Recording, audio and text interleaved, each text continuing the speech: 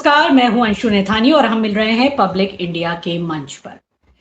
किसी भी देश का विकास किन आधार पर, किन इंडेक्स पर मापा जाता है, उसमें शिक्षा बहुत ही महत्वपूर्ण है।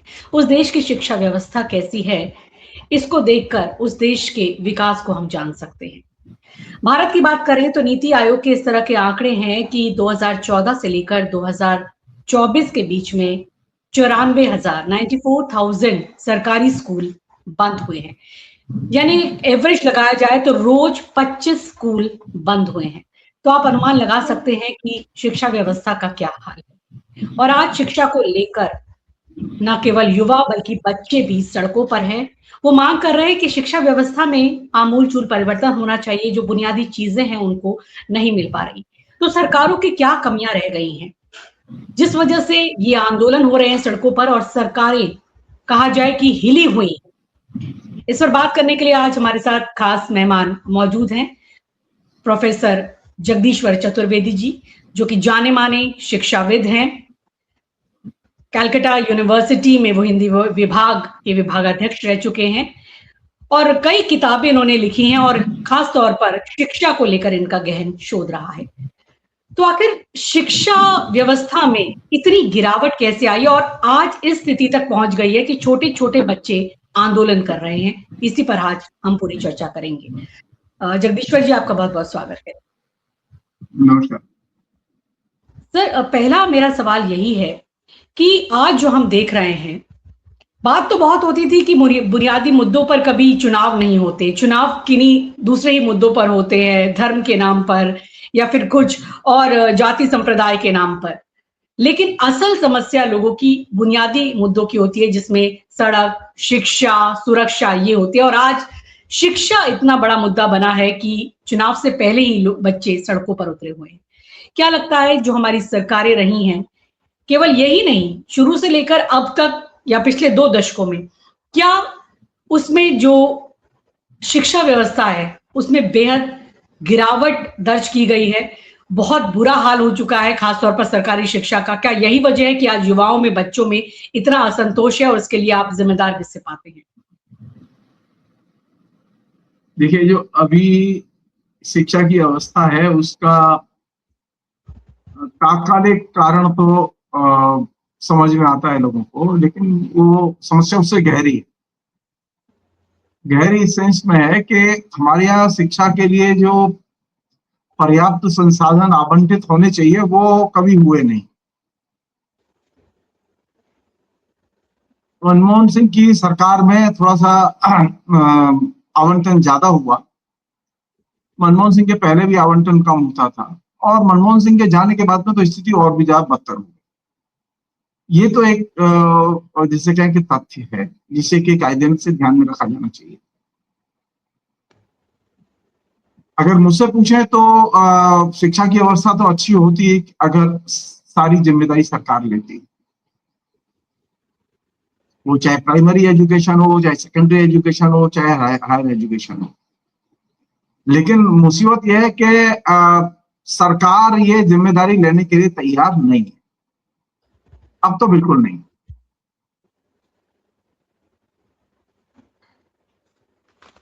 अगर हम ये इल्यूजन में हैं कि आने वाले चुनाव जो है वो शिक्षा के मसले पर होंगे तो मैं बहुत साफ कहना चाहता हूँ, शिक्षा पे चुनाव नहीं होगा। वो चाहे जितना आंदोलन हो, चाहे जितने प्रदर्शन हो, शिक्षा के सब्जेक्ट पर आंदोलन नहीं होगा। चुनाव एक छोटा सा उदाहरण दे रहा हूं मैं आपको, जिससे आपको चीज समझ में आएगी। जो कॉलेज हैं और यूनिवर्सिटी हैं, वहां हालत यह है कि वहां स्टूडेंट्स यूनियन के तो चुनाव होते ही नहीं। अधिकतर यूनिवर्सिटी और कॉलेज में छात्र संघ नहीं है। और जो प्राइवेट कॉलेज और यूनिवर्सिटी खोले गए हैं, वहां के छात्र संघ है नहीं। क्यों? एमएलए की कॉन्स्टिट्यूंसी होनी चाहिए, म्यूनिसिपैलिटी की कॉन्स्टिट्यूंसी होनी चाहिए, एमपी की कॉन्स्टिट्यूंसी होनी चाहिए। अरे भाई, स्टूडेंट्स की कॉन्स्टिट्यूंसी क्यों नहीं होनी चाहिए? एमएलसी में भी स्टूडेंट की कॉन्स्टिट्यूंसी है, लेकिन छात्र संघ के चुनाव नहीं होते। हमारे यहाँ ये इनबिल्ट प्रॉब्लम है ये कि हम छात्रों को डेमोक्रेसी देना नहीं चाहते। मैं बहुत साफ कह रहा हूँ, वो चाहे राइट की सरकार हो, चाहे लेफ्ट की सरकार हो, या सेंटर में जो लोग हैं उनकी सरकार। जो डेमोक्रेसी चाहते हैं ना, जो चाहते हैं कि छात्रों को अधिकार मिले, एक सामान्य सी चीज है जिसे वो कर दें पहले, कि कॉलेज में जो इंटर कॉलेज हैं और डिग्री कॉलेज है, यूनिवर्सिटी है, वहां सिर्फ छात्र संघ के चुनाव होने दें, और छात्र संघ के चुनाव में छात्र संघों को, छात्र संगठनों को भाग लेने दें।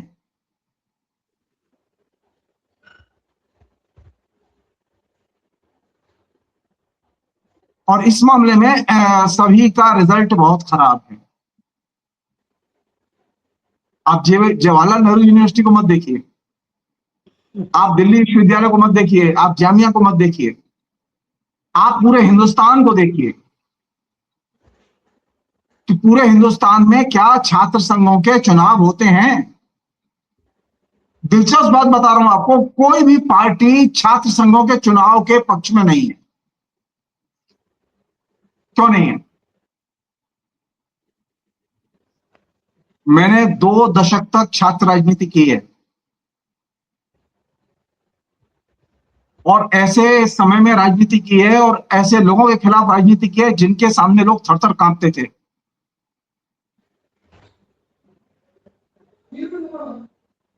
लेकिन हमने कभी इस बात को महसूस नहीं होने दिया कि भाई हमें डर लगता है। आज की स्थिति है तो कैरियर बहुत महत्वपूर्ण हो गया है छात्र नेता के लिए। हम तो कभी सोचते ही नहीं थे कि हम एमएलए बनेंगे या एमएलसी बनेंगे या एमपी बनेंगे। ये बात मैं क्यों कह रहा हूं? छात्रों को अगर स्वतंत्र स्पेस दिया जाना चाहिए, पहली चीज तो जो संस्थान है उनमें उनकी जगह छात्र संघ है, पहले वो सुनिश्चित किया जाना चाहिए।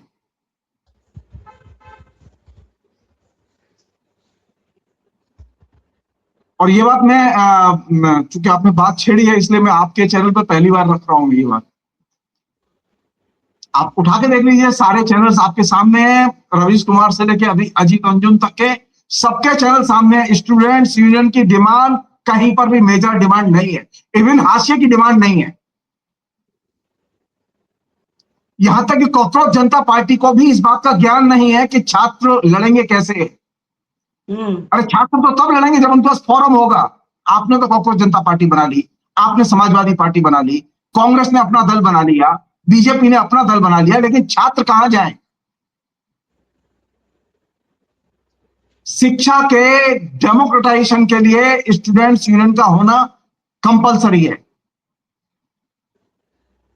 वहीं छात्र अपनी मांग रखेंगे कि हमारी छत खराब है, हमारी पंखा खराब है, हमारे शिक्षक नहीं आते, हमारी क्लास में बैठने की व्यवस्था ठीक नहीं है। सवाल यह है कि बात रखने की जगह नहीं है, कहीं फोरम नहीं है।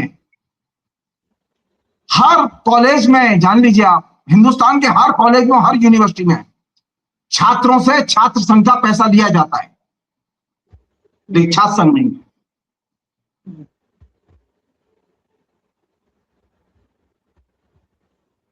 तो सवाल आपने उठाया। लड़ाई तो बहुत बड़ी है। ये एक पंखे की लड़ाई नहीं है। अरे प्राइवेट यूनिवर्सिटी और कॉलेज में तो बहुत अच्छे पंखे हैं, बहुत अच्छी बिल्डिंग है, लेकिन शिक्षकों के पास में वेतन नहीं है, और छात्रों के पास में एक रैशनल फीस का स्ट्रक्चर नहीं है। क्यों? क्योंकि कोई उठाने वाला नहीं है। हमारी तो छतें चुचा रही हैं, हमारी छतों में पंखे नहीं है, लेकिन प्राइवेट कॉलेज, प्राइवेट स्कूल जिनमें लाखों विद्यार्थी पढ़ते हैं, हजारों स्कूल, कॉलेज और सैकड़ों यूनिवर्सिटी बन गई हैं। आप जान लीजिए 90% से अधिक स्टाफ वह है जो कि रेगुलर स्टाफ नहीं है, जिसको प्रॉपर पे नहीं मिलती। सबसे ज्यादा पेमेंट है फीस का, विद्यार्थियों से सबसे ज्यादा पैसा लिया जाता है, लेकिन वहां 90% से अधिक प्रोफेसर कैजुअल हैं, डेली वेज वर्कर हैं, कॉन्ट्रैक्ट पर काम करते हैं। कोई भविष्य की गारंटी नहीं है, कोई सुरक्षा नहीं है। क्या हो रहा है ये शिक्षा की व्यवस्था हो रही है। और ये मैं उनकी बता रहा हूं जो टाटा, बिरला, अंबानी, अदानी उनके संस्थान है, जो अमीर लोग हैं, जो ये कहते हैं कि हम शिक्षा देते हैं, देखो कितनी अच्छी बिल्डिंग है हमारी। आप मेरी बात पे विश्वास दो, आप नोएडा जाइए, आप जाके सर्वे करके देख लीजिए, कोई भी संस्थान, कोई भी यूनिवर्सिटी, कोई भी कॉलेज प्रॉपर यूजीसी का पे स्केल अपने सभी शिक्षकों को नहीं देता। कहीं 10,000, कहीं 20,000, कहीं 40,000, कहीं 50,000, कहीं 60,000 ठेके पर काम कर रहे हैं। और गुजरात, जहां से कि प्रधानमंत्री आते हैं और महान शिक्षा का उद्घोष किया है उन्होंने, वहां तो हालत और भी खराब है। वहां सरकारी विश्वविद्यालय और कॉलेज में आप जाएंगे तो आपको 10,000 से अधिक वहां किसी गेस्ट लेक्चरर की तनख्वाह नहीं मिलेगी। तो वैसी स्थिति में आप शिक्षा की उन्नति की कल्पना कैसे कर सकती हैं? अच्छा, दिक्कत वही है जहां से मैंने बात शुरू की थी, शिक्षकों के पास में अपने शिक्षक समूह हो और वो डेमोक्रेटिकली काम करें, छात्रों के पास में अपने छात्र संगठन हो, कर्मचारियों के पास में अपने कर्मचारी संघ हो, और वे प्राइवेट और सरकारी दोनों ही संस्थानों में होने चाहिए। आपने क्या किया है? आपने यह किया है कि कर्मचारी संघों को पालतू बनाया है, तो आपको पता ही नहीं चलता कि सिस्टम में समस्याएं कहां हैं।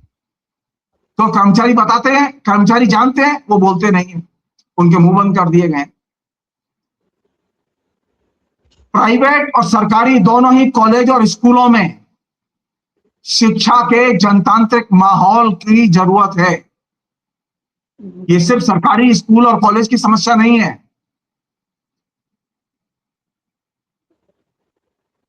मैं एक जिसे कह के खराब सी बात कह रहा हूं, लेकिन कह रहा हूं मैं, वो आपसे बातचीत करते हुए मेरे दिमाग में आ रही है।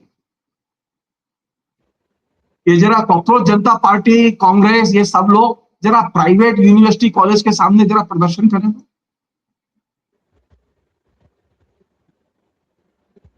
वहां के छात्र नहीं पढ़ते, हजारों छात्र पढ़ते हैं। और जानते हैं क्या स्थिति है उनकी? उन्हें बीए की डिग्री मिलती है, उन्हें ग्रेजुएशन, जिस सब्जेक्ट में वो ग्रेजुएशन कर रहे हैं, आपने पिछले दिनों देखा होगा, कई आंदोलनों के समय देखा है, बार बार ये चीज पोल खोली है कि वहां जो बच्चे पढ़ते हैं उनकी कोई पढ़ाई नहीं होती।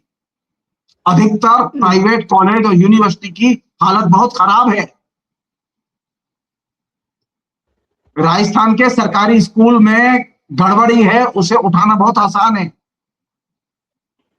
लेकिन राजस्थान के जो प्राइवेट कॉलेज है और यूनिवर्सिटी हैं, वहां जो गफलत है, घोटाले हैं, उनकी तो ऑडिटिंग ही नहीं है, वह तो डिस्कशन से गायब है। तो शिक्षा पर जब बात होगी तो प्राइवेट और सरकारी दोनों ही शिक्षा क्षेत्र पर बात होगी। ये नहीं हो सकता। देखिए, मैं इसके पक्ष में हूं कि समग्रता में बात होनी चाहिए। क्यों? क्योंकि उन्हें ज्यादा प्रिविलेज दिया गया है। एक साधारण सी ऑडिटिंग करा लीजिए, उन्हें जमीन किस दर पर दी गई, किस शर्त पर दी गई, क्या वो शर्त का पालन करते हैं? कौड़ी के भाव पैसे में जमीन दी गई और यह कहा गया कि 20%, 30% गरीब घर के बच्चों को हम बिना फीस के पढ़ाएंगे। कोई संस्थान नहीं पढ़ाता। नहीं, ये तो नहीं चलेगा, ये तो नहीं चलेगा। मैं तो चाहता हूं कि राहुल गांधी हो या कॉकरोच जनता पार्टी के लोग हों या कोई और हो, अखिलेश यादव हो, कोई भी हो, वे साहस करके दिखाएं। वो आपने अभी देखा था ना, वो अभी जो एक एग्जीबिशन हुई थी प्रगति मैदान में, बहुत ही शानदार एग्जीबिशन हुई थी, जिसमें एक प्राइवेट यूनिवर्सिटी ने एक बहुत शानदार जी के हमें दी थी, और पता चला कि वो तो सारी की सारी परचेज करके बाजार से लाके उन्होंने वहां गाड़ी खड़ी कर दी थी। मैं नाम नहीं ले रहा हूं यूनिवर्सिटी। आपकी आंख के नीचे, प्राइम मिनिस्टर की आंख के नीचे इंटेलेक्चुअल पायरेसी हो रही है। किसी ने संज्ञान लिया? किसी ने इसे अपराध कहा? नहीं। मीडिया ने उसे अपराध नहीं कहा, न्यायालय ने अपराध नहीं कहा, जजों ने कोई संज्ञान नहीं लिया। आप शिक्षा के क्षेत्र में आप अपराध करें, लेकिन हमारी अदालतें संज्ञान नहीं लेती। क्यों? ये तो चिंता की चीज है। तो प्राइवेट क्षेत्र हो या सरकारी क्षेत्र हो, सरकारी कॉलेज में, यूनिवर्सिटी में पढ़ाने, बहुत बड़ी बात आपने रखी कि एक तो कि डेमोक्रेटाइजेशन नहीं है, छात्र संघ नहीं है, उसकी वजह से शिक्षा व्यवस्था नहीं, बल्कि छात्र, शिक्षक, कर्मचारी तीनों के ही संगठन होने चाहिए वहां, क्योंकि बिना इसके आप उनकी समस्याओं को डेमोक्रेटिकली इनके जरिए ही जान पाते हैं। हुआ ये है, ये जो सारा जो मैंने अभी आपसे बात की उसका एक शब्द है बस, आपने शिक्षा में घेटो कल्चर विकसित की है। मुझे शिक्षा में घेटो कल्चर नहीं चाहिए, मुझे एक खुला माहौल चाहिए। मुझे ऐसे विश्वविद्यालय, कॉलेज और स्कूल चाहिए जहां सभी विचारधाराओं का स्वागत होता हो और शिक्षा दी जाती हो। मैं बच्चों के दिमाग की खिड़की एक ही विचारधारा के दरवाजे पर नहीं खोलने दूंगा, मैं इसके पक्ष में नहीं हूं। सर ये बड़ा सवाल है जो आपने उठाया।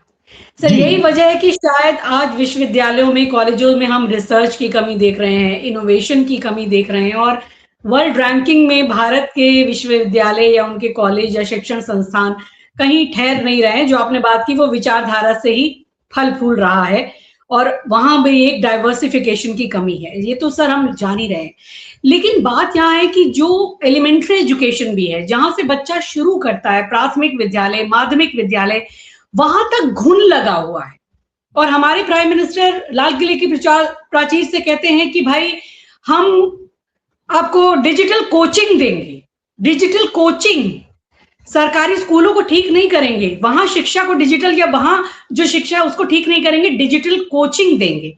सर बात करें कि शिक्षा के बजट को इन्होंने कहां पहुंचा दिया है कि अब मतलब 2.5% ही केवल शिक्षा के नाम पर दिया गया है, जबकि यूनेस्को ने भी कहा कि कम से कम 4 से 6% होना चाहिए, और 2% से तो हम क्या ही तुलना करें। लेकिन आज जो छोटे बच्चे जो प्राथमिक विद्यालयों के हैं वो बाहर निकले हुए हैं, जो हम देख रहे हैं कि जो एनरोलमेंट के आंकड़े हैं वो कितने कम हो गए हैं।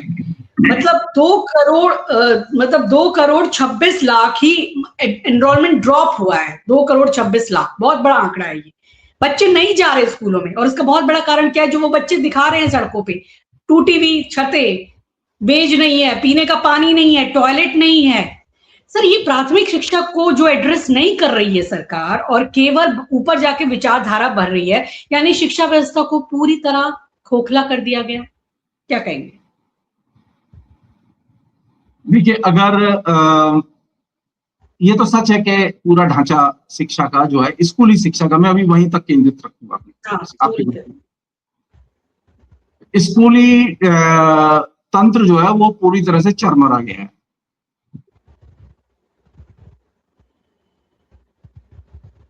क्यों चरमरा गया है? ये फिर मैं रिपीट कर रहा हूं, ये सिर्फ एक प्रधानमंत्री तक सीमित नहीं है समस्या। अगर नेहरू जी के जमाने से ये परंपरा चली आती कि हम शिक्षा का 10 पूरे अपने बजट का जो हम खर्च कर रहे हैं उसका 10% हिस्सा हम शिक्षा पर खर्च करते हैं, और प्राथमिक शिक्षा और स्कूली शिक्षा को हम वरीयता देते, तो आज स्थिति दूसरी होती। तो हमने क्या किया? हमने सिलसिलेवार ढंग से शिक्षा हमारे यहां बिल्कुल एकदम उपेक्षित रही, और उस उपेक्षा के कई कारण हैं, एक कारण नहीं है, लेकिन एक कारण तो है उसका पर्याप्त संसाधन का आवंटन न होना, ये एक कारण है। और नरेंद्र मोदी ने क्या किया कि इस जो गैप है, यानी चूंकि पहले लोग करते रहे हैं, इसकी अवहेलना तो मैं भी करूंगा, उन्होंने भी वही रास्ता अपनाया। आप यहां से सोचिए कि प्रत्येक गांव में स्कूल बनाने से कांग्रेस को किसने रोका था? 34 साल लेफ्ट फ्रंट रहा बंगाल में, उसे किसने रोका था कि वो गांव गांव स्कूल बना दिया जाए, प्राइमरी स्कूल बना दिया जाए? प्राइमरी एजुकेशन तो राज्यों के अधिकार में है ना, आप प्राथमिकता से काम कर ही सकते थे। ये बीजेपी की सरकारों के यहां भी यही स्थिति है। अखिलेश और मायावती के जमाने में भी यही स्थिति थी। तो एक एक को कहने से बात खाली नहीं बनेगी, मैं बहुत साफ कह रहा हूं। कारण क्या है कि शिक्षा हमारी आवश्यकता का हिस्सा नहीं है। क्यों? क्योंकि हमने जो सीखा है एज ए मिडिल क्लास, वो ये कि हम तो जैसे तैसे कुछ पढ़ लेंगे तो कुछ कर लेंगे। समस्या यह है कि ये जो स्कूली शिक्षा है जिसमें कि ड्रॉप आउट हो रहा है इतना लार्ज स्केल का, जिसका कि आपने डाटा दिया, 2 करोड़ से अधिक बच्चों का ड्रॉप आउट हुआ, इसका कारण है लोगों की आमदनी का खत्म हो जाना। हमारे यहां ये समस्या नहीं है, मैं फिर रिपीट कर रहा हूं। समस्या यह है कि लोगों के पास में आमदनी ही नहीं है। वो तो टूटे स्कूल में पढ़ लेता, वो लैंप पोस्ट के नीचे पढ़ लेता, बशर्ते कि उसके पास में ये अवसर होता कि वो जाके पढ़ ले। लेकिन उसके पास तो अवसर नहीं है, क्योंकि वो अपने लिए वो फल बेचे, दुकान लगाए, वो किसी जगह काम करे, या फिर वो पढ़ने जाए। वो 10 रुपए कमा के लाता है दिन में। लोगों की क्रय शक्ति खत्म हो गई, लोगों के आमदनी खत्म हो गई, तो वैसी स्थिति में स्कूल में ड्रॉप आउट बढ़ेगा, बढ़ेगा, आप इसे बच नहीं सकते। तो आपके पास में अगर स्कूली शिक्षा को इंप्रूव कर रहे हैं तो स्कूल के लिए संसाधन तो आवंटित करने होंगे, लेकिन साथ साथ उन लोगों के लिए जो लोग गरीब हैं, और गरीब साधारण संख्या नहीं है। अभी अगर हम मान लें इनकी बात, तो अभी 100 करोड़ से अधिक लोग हैं जो गरीब हैं, क्योंकि 140 करोड़ की पॉपुलेशन में ये 30 करोड़ के करीब मिडिल क्लास है और अपर क्लास है, बाकी सब गरीब है। और ये 80 गरीबी करोड़ को तो 5 लाख का राशन मिलता है। नहीं नहीं, वो तो छोड़ दीजिए आप, राशन और ये जो 5 केजी राशन मिलता है, किसानों के लिए निधि, और जगह जगह जो अब ये रेवड़ियां बांटी जा रही हैं इलेक्शन के टाइम पर, वो अगर आप इस पैकेज को पूरे को निकाल दें, जानते हैं पूरे देश में हाहाकार हो जाए। अभी तो छोटे छोटे जुलूस दिखाई दे रहे हैं आपको, फिर हर शहर में 5-5 लाख की रैलियां दिखाई देंगी, क्योंकि जो बुनियादी समस्या है वो है गरीबी। मान लो सरकार ने मान लिया आपकी बात, मतलब मैं एक हाइपोथेटिकल सिचुएशन की बात कर रहा हूं जिसका की संभावना भी कम। सरकार ने मान ली कि हम आपका स्कूल ठीक करा देंगे, और उन्होंने ठीक करा भी दिया, तो क्या इससे एनरोलमेंट बढ़ जाएगा? नहीं। क्यों? क्योंकि आमदनी तो है ही नहीं। सवाल यह है कि सरकार को 2 स्तर पर काम करना होगा। एक तो यह है कि लोगों के पास में आमदनी हो और वे अपने खाने के बाद जो पैसा बचे उसे पढ़ाई पर खर्च कर सकें, इतनी आमदनी हो। तो ये सरकार ने ये चीज सोची नहीं। मैं निश्चित तौर पर कांग्रेस को इसका श्रेय देना चाहूंगा कि जब कोरोना के बाद में उन्होंने ये सजेशन दिया था कि प्रत्येक परिवार को आप एक मुश्त 8,000, 9,000, 10,000 रुपया दे दें और उसे आप पैर पर खड़ा होने दें, बजाय इसके कि जो इन्होंने राशन शुरू किया देना 5 किलो पर व्यक्ति। हाँ, पर व्यक्ति उन्होंने परिवार के पैसा देने की बात कही थी, और वो सही थी। उससे हमारी इकोनॉमी को एक रिवाइव करने में मदद मिलती। नरेंद्र मोदी ने सुझाव नहीं माना। अगर वो सुझाव मान लिया होता और प्रति व्यक्ति 5,000, 7,000, 8,000 रुपया दिया होता सरकार ने, तो ये इलेक्शन में जो रेवड़ियां बांट रहे हैं, रेवड़ियां नहीं बांटनी पड़ती। और ये जो फ्री का राशन किसानों के लिए सहायता राशि जो 2,000 रुपए देते हैं ये सारी चीजें नहीं करनी पड़ती, क्योंकि उससे इकोनॉमी चंगा होती। लेकिन इसने ये जो दो चीज चल रही है अभी, जो रेवड़ियां बढ़ रही है किसानों के नाम पर, जो प्रधानमंत्री कोष से पैसा दिया जा रहा है किसानों को 6,000 रुपए साल, या जो भी पैसा दिया जा रहा है वह पैसा बहुत कम है, उससे इकोनॉमी भी रिवाइव नहीं हो रही है, किसान की जिंदगी में भी खुशहाली नहीं आ रही है, और गरीबों की खुशहाली का तो प्रश्न ही पैदा नहीं होता। नंबर एक। सर, ये बात तो आपकी है, मैं इस बात को मानती हूँ, लेकिन बात आज चूंकि हम शिक्षा की कर रहे हैं, ये गरीबी बदहाली किसानों के मामले रहे हैं, लेकिन हमारा देश और समाज ऐसा है कि बच्चों की शिक्षा के लिए वो खेत बेच के भी पैसा जुटाता है, हर कुछ करता है, वो कमाई इसलिए कर रहा है कि उनके बच्चे शिक्षा प्राप्त कर सके। लेकिन संस्थानों की हालत इतनी खराब बना दी गई है, ना तो वो रोजगार उन्मुख हैं, अगर हम वर्ल्ड लेवल पर उनके मुकाबला करें तो वैश्विक स्तर पर हम कहीं नहीं हैं, रिसर्च इनोवेशन कुछ नहीं हो रहा है, सब कुछ बंद है।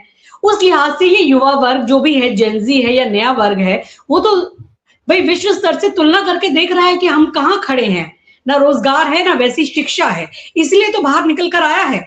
हम चाहे ऐसा देश है कि पेट में रोटी नहीं है, लेकिन हम शिक्षा लेंगे, लोगों में ये जज्बा है। लेकिन शिक्षा का हाल हमने कांग्रेस की सरकारों में भी देखा है, अगर 94,000 स्कूल बंद हुए, यानी कि वो स्कूल तब थे ना उन सरकारों में, ये तो बीजेपी की सरकारों में बंद हुए हैं। ड्रॉप आउट रेट बीजेपी की सरकारों में हुआ है, कॉलेजों की ये दशा बीजेपी की सरकारों में हुई है, और समाधान इनके पास नहीं है, और छात्र कह रहे हैं शिक्षा हमको चाहिए। ये सर सरकार की जवाबदेही को आप कहां खड़ा पाते हैं, और वैश्विक शिक्षा का भी जो माहौल है उसमें भारत को कहां खड़ा पाते हैं? आप मेरे कहने से खाली ये जो इलेक्शन मैनिफेस्टो है ना डिफरेंट पार्टीज के, देखिए मेरा किसी पार्टी से लेना देना नहीं है, मैं बहुत साफ कहूं आपसे। आप उस मैनिफेस्टो को उठा के देखिए कि उसमें शिक्षा के ऊपर कितनी पंक्तियां खर्च की गई।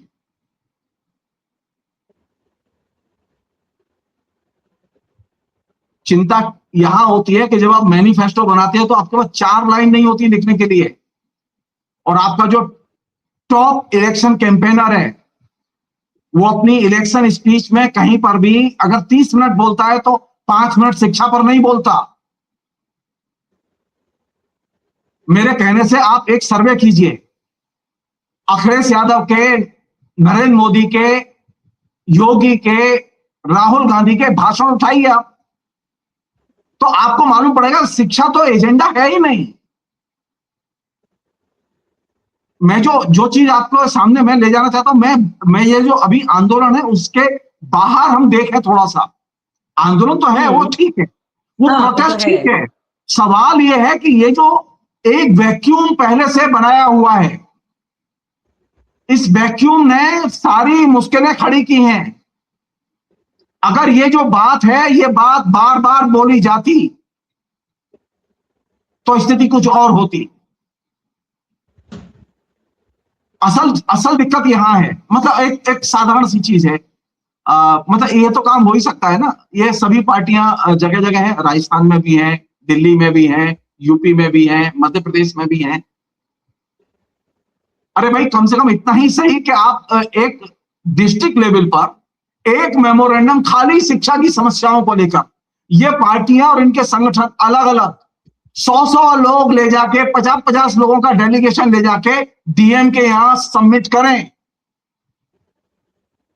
आप लिस्ट निकाल के देखिए,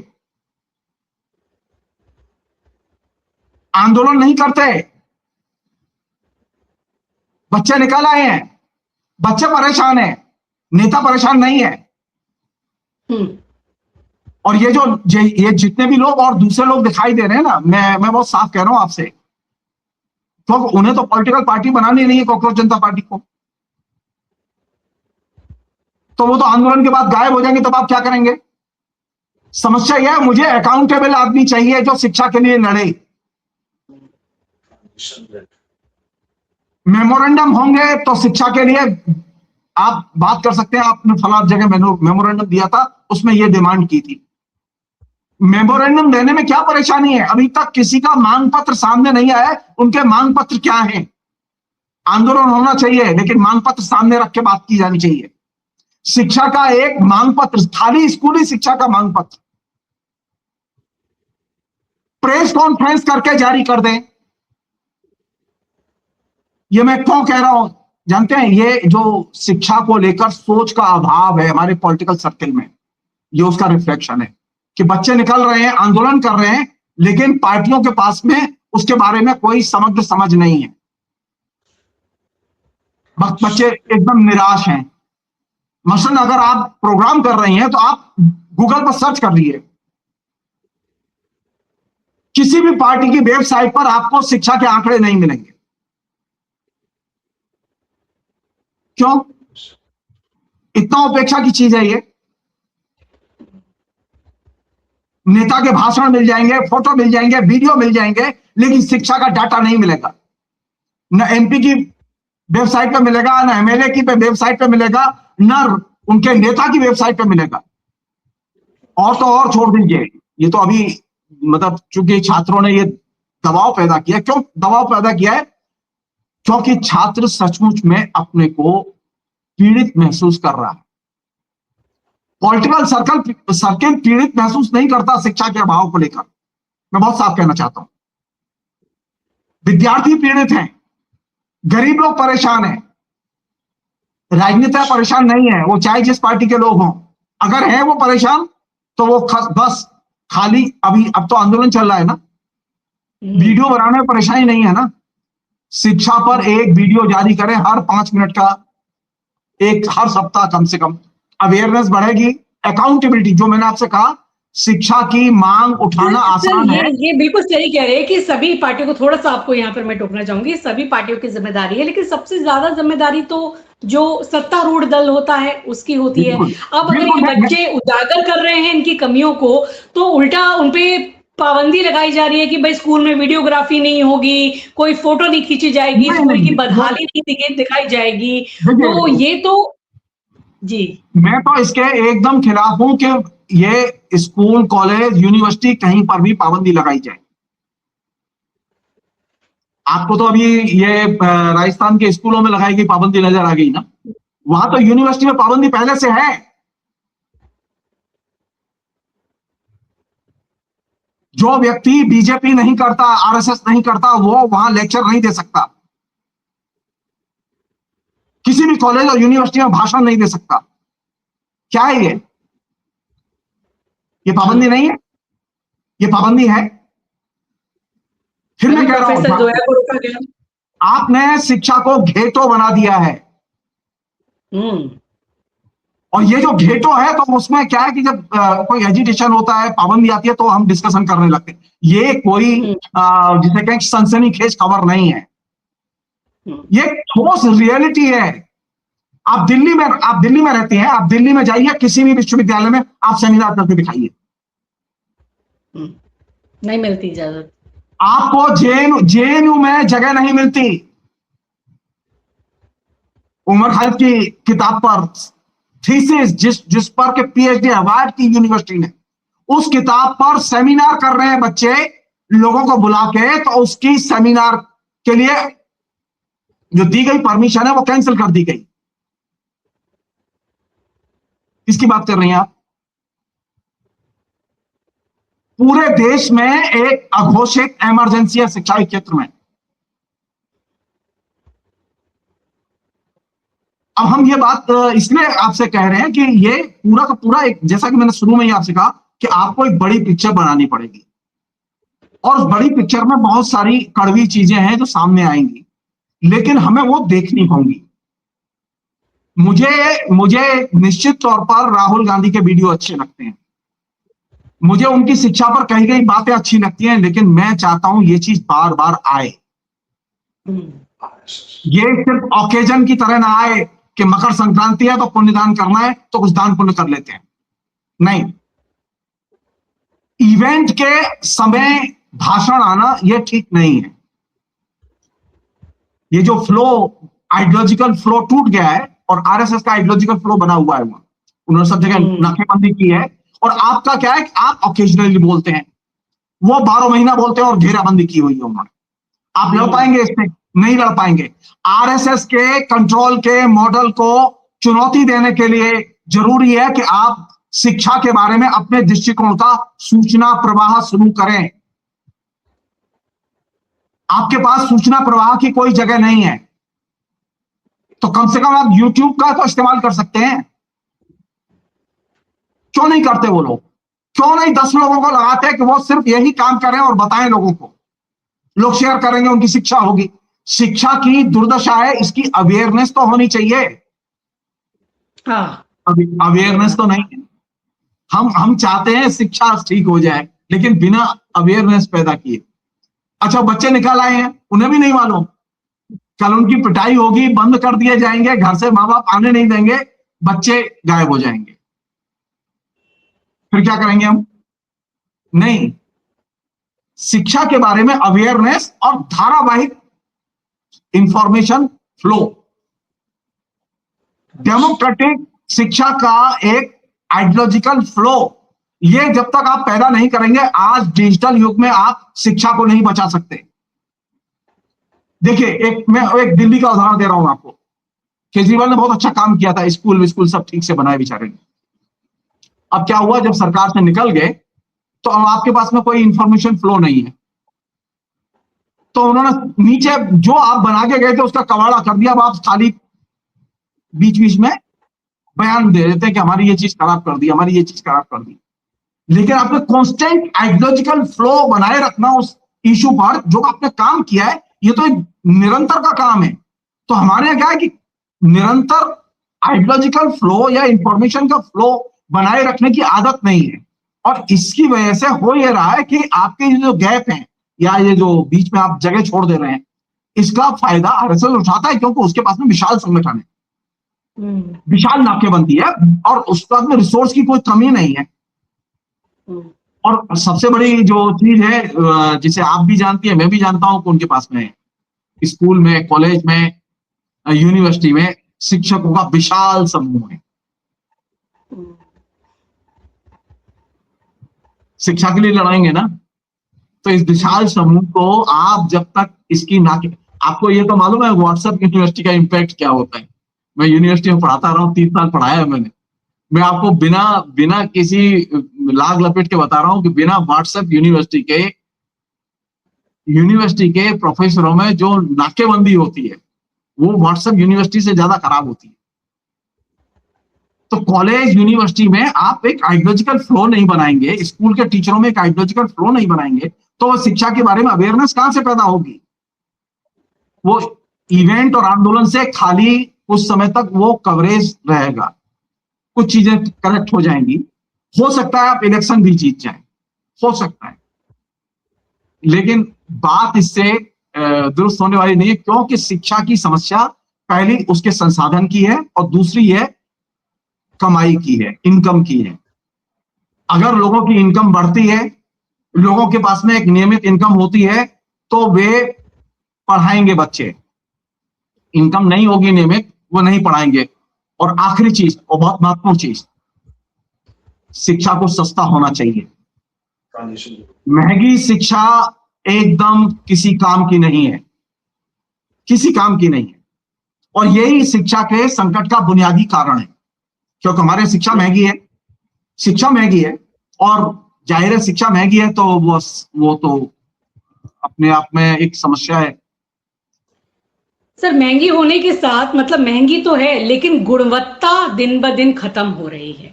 जो बात आपने यहाँ कही आइडियोलॉजिकल, पहले भी होता था, जब हम भी पढ़े हैं, हम भी दिल्ली यूनिवर्सिटी से पढ़े हैं, तो दोनों तरह की विचारधाराएं रहती थी, चाहे लेफ्ट की कह ले या सेंटर की कह ले या राइटिस्ट कह ले, हर तरह की विचारधाराओं को अपनी जगह दी जाती थी और उनके बीच लड़ाई भी होती थी।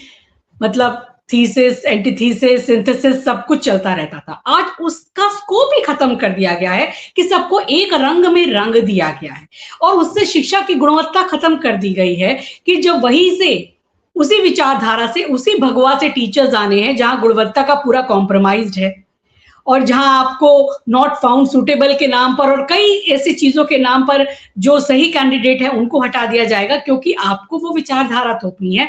गुणवत्ता खत्म हो रही है, आपके लिए जो हर तरह के विचारधारा के दरवाजे खत्म कर दिए गए हैं, तो ये होना जाहिर है।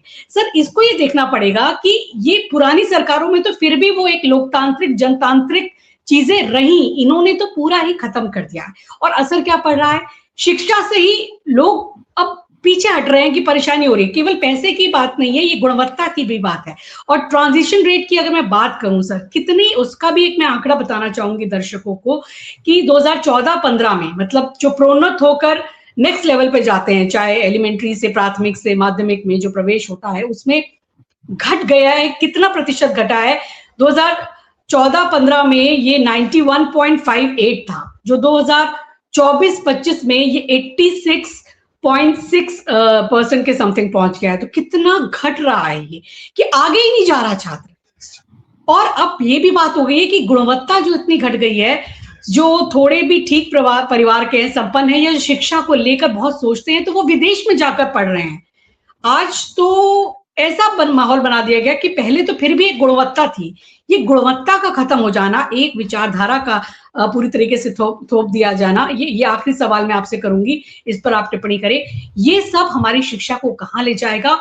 और मुझे तो लगता है, आप कह रहे हैं कि कुछ नहीं होगा, लेकिन मैं ये फील करती हूँ कि ये सरकार शिक्षा के नाम पर भी जा सकती है, क्योंकि ये जो छात्र हैं और उनके अभिभावक, उनके अंदर ये रोष अब आ चुका है। देखिए, ये जो आपने बात कही ये सही है। गुणवत्ता का प्रश्न बड़ा प्रश्न है।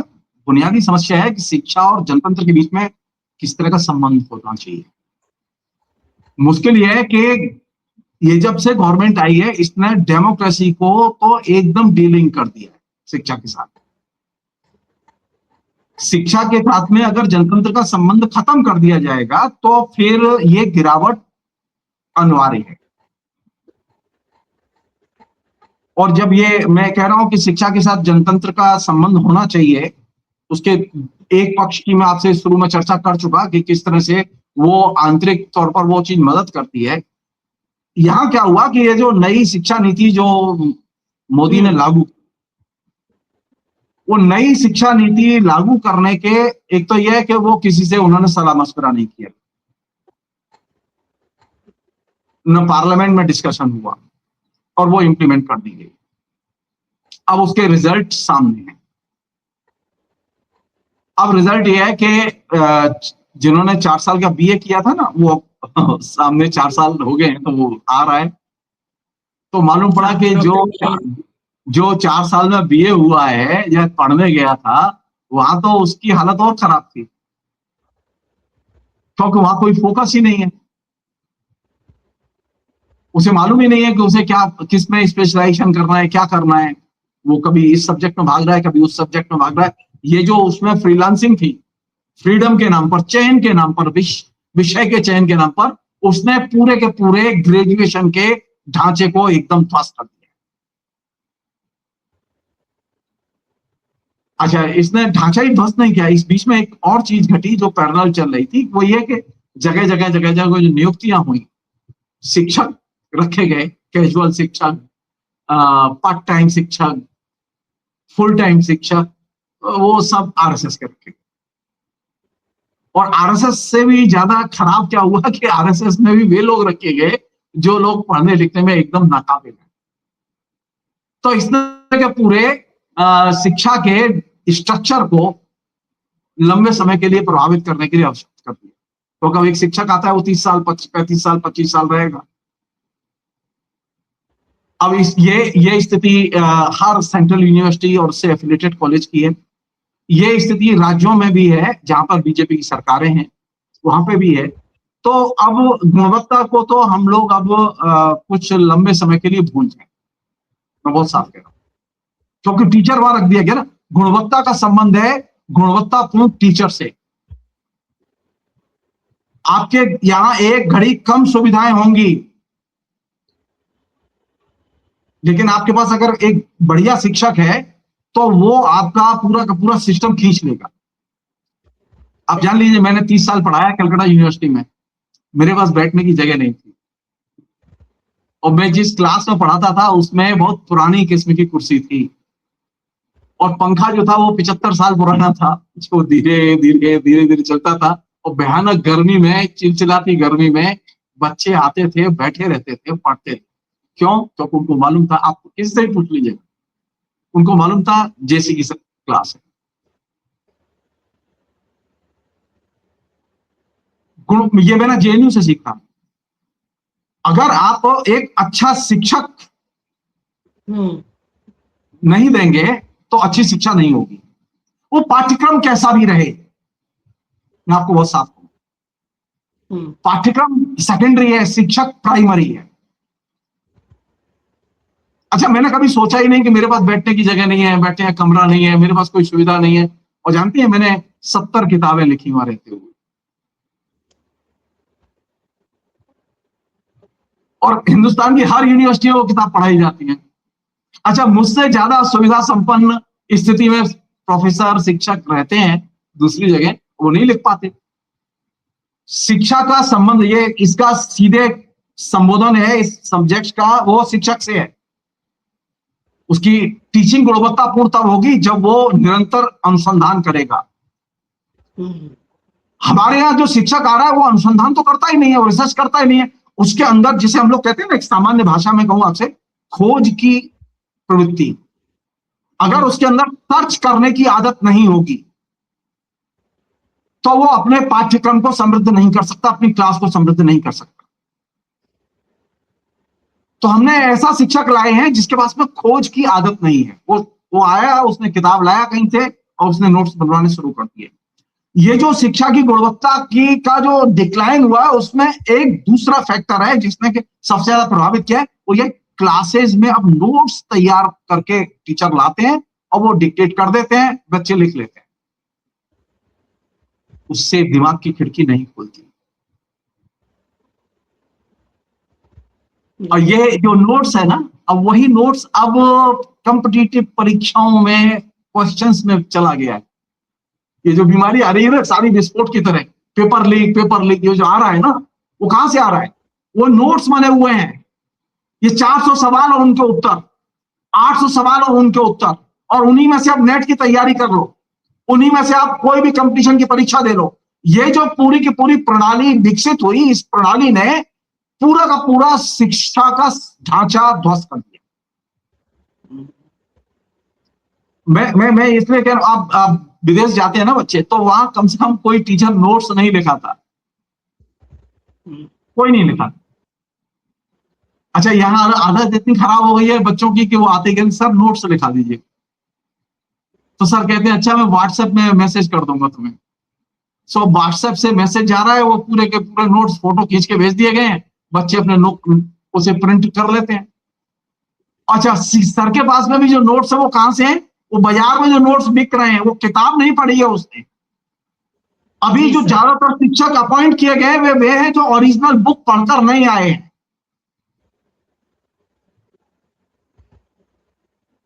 यही स्थिति, पढ़ाई लिखाई की यही स्थिति। क्लास में एमए के विद्यार्थी को आप बीए के विद्यार्थी को पढ़ा रहे हैं।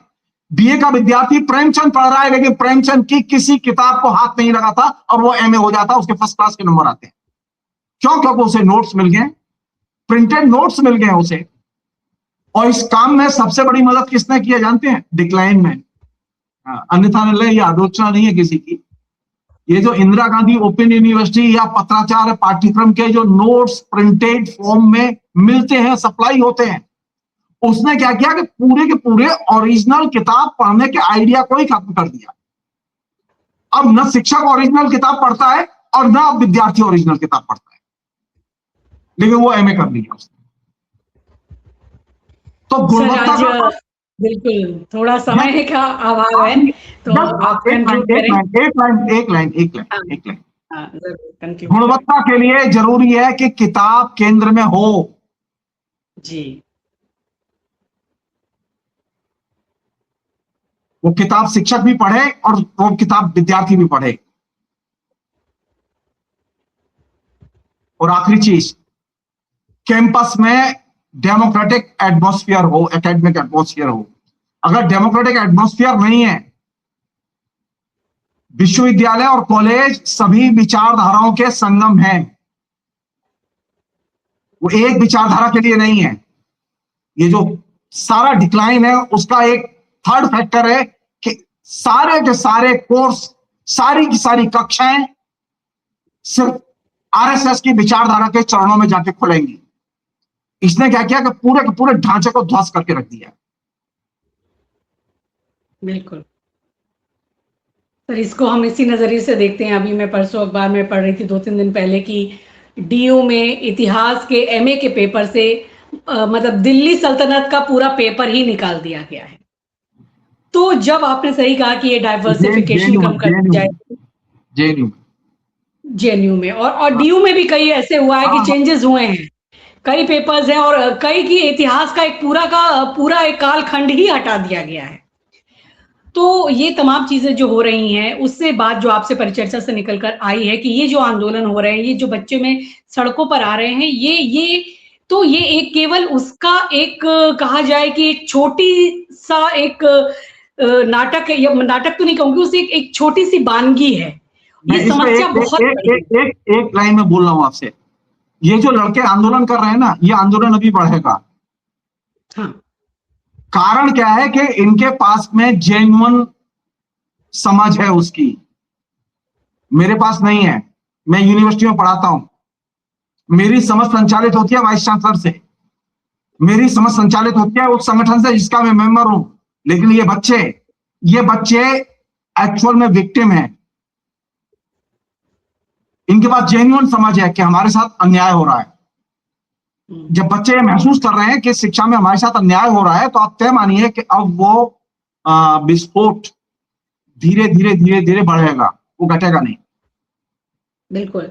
और ये एक महाविस्फोट की तरफ जा रहा है और ऐसे विस्फोट की तरफ जिससे सरकार डरी हुई है, इतना डरी हुई है कि वो कह रहे हैं कि कोई स्कूल में ना आ जाए, स्कूलों की तस्वीरें ना ले लें, वीडियोग्राफी ना हो जाए और हमारी कमियाँ नज़र आ जाएँ। लेकिन आपने जो आज बात रखी वो एक बड़ी बात है कि बात ये तो मतलब जो आधारभूत ढाँचा है वो ही पूरा सड़ और गल गया है, जिसमें ज़बरदस्ती एक ही विचारधारा को ठूँसा गया है, डाइवर्सिफिकेशन को मार दिया गया है, उसमें हर तरह की विचारधारा के लिए अब स्थान नहीं है, लोकतंत्र और जनतांत्रिक सोच के लिए स्थान नहीं है, सभी आवाज़ों के लिए स्थान नहीं है और अब किसी बहुत बड़े शिक्षा सुधार या रिफॉर्म की इस देश को ज़रूरत है। जब तक ये आधारभूत ढांचागत सुधार नहीं होगा, तो ये शिक्षा और उसकी व्यवस्था बदलने वाली नहीं है। इसका ध्यान दर्शक रखें। आपको आज की चर्चा कैसी लगी? आप ज़रूर अपनी राय हमें बताइएगा कमेंट बॉक्स में कमेंट करके।